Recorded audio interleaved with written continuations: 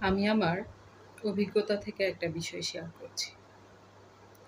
আপনি যখন নতুন কোনো কোম্পানিতে যাবেন, তখন দেখবেন একদল লোক থাকবে, বিশেষ করে আপনি নিউকামার হলে, একদল লোক থাকবে সবসময় আপনাকে বলতে থাকবে, "আরে ভাই, এটা কোনো কোম্পানি হইলো? আপনি এখানে কেন জয়েন করছেন?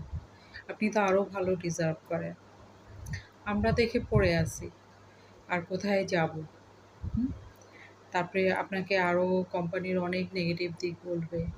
কলিগদের সম্পর্কে অনেক নেগেটিভ দিক বলবে।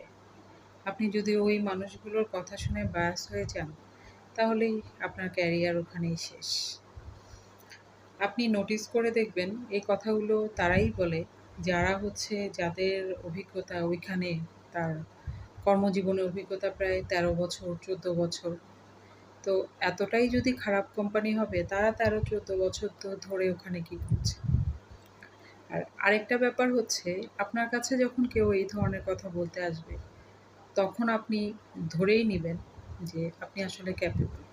আপনি ওই ব্যক্তির চাইতে অনেক বেশি যোগ্য এবং আপনার কারণে তার পজিশন হারানোর, সে যে মানে প্রতিনিয়ত অনিয়ম করছে, হ্যাঁ? সে যে কাজ করছে না, এগুলো ধরা পড়ার চান্স আছে। সেজন্যই সে আপনাকে এগুলো বলে এবং বলেই চায় যে আপনি যেন বায়াস হয়ে এখান থেকে চলে যান। আপনি যেন ফ্রাস্ট্রেটেড হয়ে যান। তো এইজন্য যখন নতুন কোনো কোম্পানিতে জয়েন করবেন, তখন এইসব কথায় কান না দিয়ে আপনি কী উদ্দেশ্যে এসেছেন, আপনার ক্যারিয়ার কিভাবে আপনি ডেভেলপ করবেন, আপনি আসলে কী শিখতে চাচ্ছেন, আপনি ওখানে কী শিখবেন, আপনি সেদিকে ফোকাস করুন।